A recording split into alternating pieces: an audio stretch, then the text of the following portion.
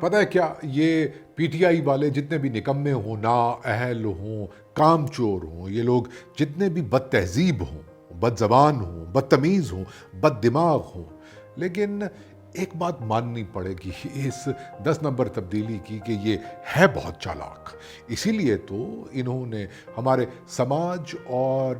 تاریخ کی ساری انتہا پسندی کو ہائی جیک کر لیا ہے، اون کر لیا ہے. انہوں نے ایوبی فیشزم کو اپنا بنا لیا ہے، انہوں نے ضیائی ایکسٹریمزم کو، جی یہ مالک بن گئے ہیں. ہمارے معاشرے میں پائی جانے والی ڈیپ روٹڈ مسوجنی کے ٹھیکیدار بن چکے ہیں یہ لوگ، اس مورل سسٹم کے جس کے ذریعے من پسند لوگوں کو سچا اور سچوں کو جھوٹا قرار دیا جاتا ہے. کیونکہ یہ چالاک، مکار اور عیار تبدیلی جانتی ہے کہ فیشزم کی، ایکسٹریمزم کی، مورل پالیسنگ کی ٹھیکیداری اصل میں لائسنس ہے غنڈہ گردی کا. اور ایک مرتبہ آپ کے پاس یہ لائسنس آ جائے تو پھر آپ کی مرضی ہے، آپ کسی کو بھی کسی وقت بھی کہیں بھی غدار ڈکلیئر کر سکتے ہیں، اسے ایجنٹ کہہ سکتے ہیں، اسے کرپٹ کہہ کر اسے چوک پر لٹکانے کے جنون کو جنم دے سکتے ہیں. پھر آپ کی مرضی ہے کہ آپ کسی کے بارے میں بھی یہ کہہ سکتے ہیں کہ اسے جلا دو، آگ لگا دو، جہنم میں بھیج دو. پھر چاہے وہ الیکشن کمیشن ہو، اپوزیشن ہو یا سوشل میڈیا کا کوئی صحافی. فنڈا بہت سادہ ہے کہ جو بھی ہمیں پسند نہیں آئے گا وہ غدار، پیسے کھانے والا اور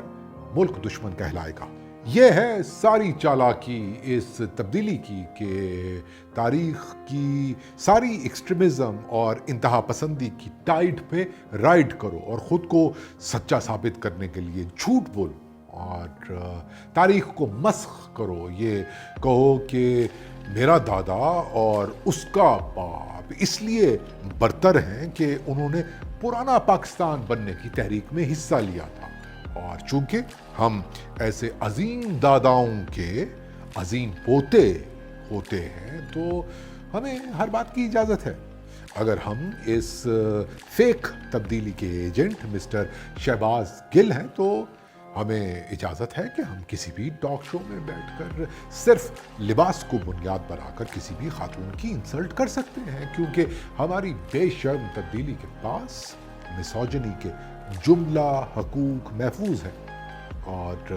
اگر ہم اس ڈھیٹ تبدیلی کے ایجنٹ مسٹر فواد چودھری ہیں تو ہمیں اجازت ہے کہ ہم سوشل میڈیا کو خاموش کروانے کے لیے کوئی بھی قانون متعارف کروا سکتے ہیں، کیونکہ ہر قسم کی آمریت کے کاپی رائٹس پر اسی ڈھیٹ تبدیلی نے قبضہ کر لیا ہے. اور اگر ہم اس 10 نمبر تبدیلی کے ایجنٹ مسٹر اعظم سواتی ہیں تو کسی کو ڈرانا دھمکانا تو ہمارا بنیادی حق ہے، کیونکہ اشتعال انگیزی کی سیاست کی لیگیسی پر اب صرف ہمارا اور ہمارا راج ہے. یہ ہے چالاکی اور عیاری اس تبدیلی کی کہ انہوں نے بڑی کامیابی کے ساتھ ہمارے سماج کو اس اینڈ دیم میں ڈیوائیڈ کر دیا ہے. ہمارے ساتھ ہو، ہماری مرضی کے مطابق ہو تو ٹھیک ہو، ہمارے مخالف ہو، دوسری طرف ہو تو غلط ہو، چور ہو، ڈاکو ہو، لٹیرے ہو، غدار ہو، غیر ملکی ایجنٹ ہو. افسوس اور دکھ کی بات تو یہ ہے کہ ہمارے سماج کو اس اینڈ دیم میں ڈیوائیڈ کرنے کے بعد، ہم اور تم میں تقسیم کرنے کے بعد، حکومت پر قابض ہونے کے بعد، مین سٹریم میڈیا کو اپنی جعلی تبدیلی کا سہولت کار بنانے کے بعد، یہ لوگ پاکستان کے تمام شہریوں کو خاموش کروانے کے لیے اپنی ایکسٹریمزم اور فیشزم کی سیاست کو لیجیٹمائز کرنے کے لیے اپنے تئیں ہی صحیح ایک قانون سازی کرنے کی پوزیشن میں آ گئے ہیں. اور ابھی میں نے فواد چودھری صاحب کے جس برین چائلڈ کا ذکر کیا، پاکستان میڈیا ڈیولپمنٹ اتھارٹی کی بات کی، تو یہ تبدیلی کی اسی گھناؤنی سازش کا ایک مظہر ہے.